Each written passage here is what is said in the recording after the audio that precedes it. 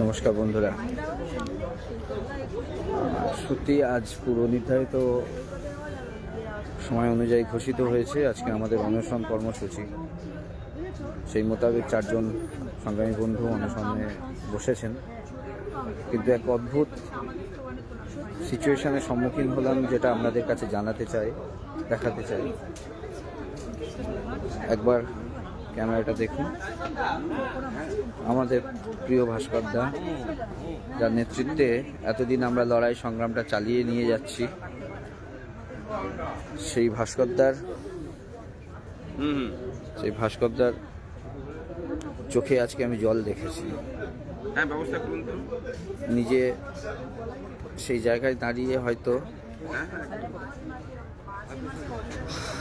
বুঝতে পারেননি আমারও কেমন কষ্ট হচ্ছে কথাগুলো বলতে।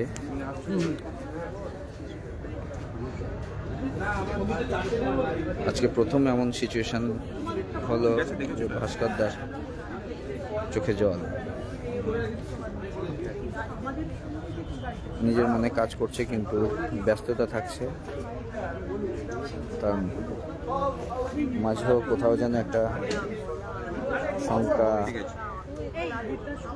আলাদা রকমের অনুভূতি, যে অনুভূতিগুলো কাছে মানুষগুলোই একমাত্র উপলব্ধি করতে পারেন।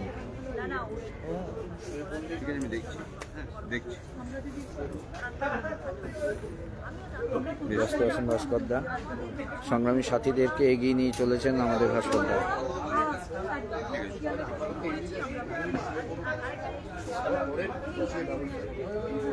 আবারও অনশন শুরু হোক আমরা কেউই চাই না, কিন্তু এই সরকার এমনই অমানবিক যে কারণে অনশনে বসতে বাধ্য হলো। দাদা, আজকে অনশন নিয়ে কিছু বলো।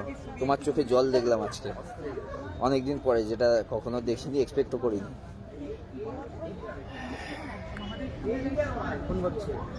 আসলে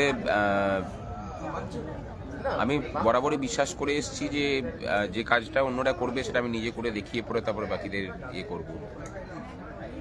এবারে শারীরিক কারণে আমি বসতে পারিনি এখনো পর্যন্ত।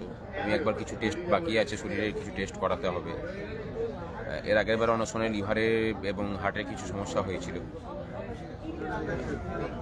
লড়াইটা চলবে আর কি, মানে যাদের ভরসাতে লড়াইটাকে চালিয়ে নিয়ে যাচ্ছি, আশা করি যে সেসব কর্মচারীরা জাগবেন, মানে সমস্ত কর্মচারী এখন এই যারা বসেছেন একটা বিশ্বাস নিয়েই বসেছেন যে আমাদের মধ্যে কোনো বিভেদ নেই। বিভিন্ন সংগঠনের মধ্যে যে ভাগ ভাগ টুকরো দ্বীপের মতো আমরা হয়ে আছি, সংগ্রামী যৌথ মঞ্চ সেই দ্বীপগুলোকে অনেকটা একটা জায়গায় মেলাতে সমর্থ হয়েছে।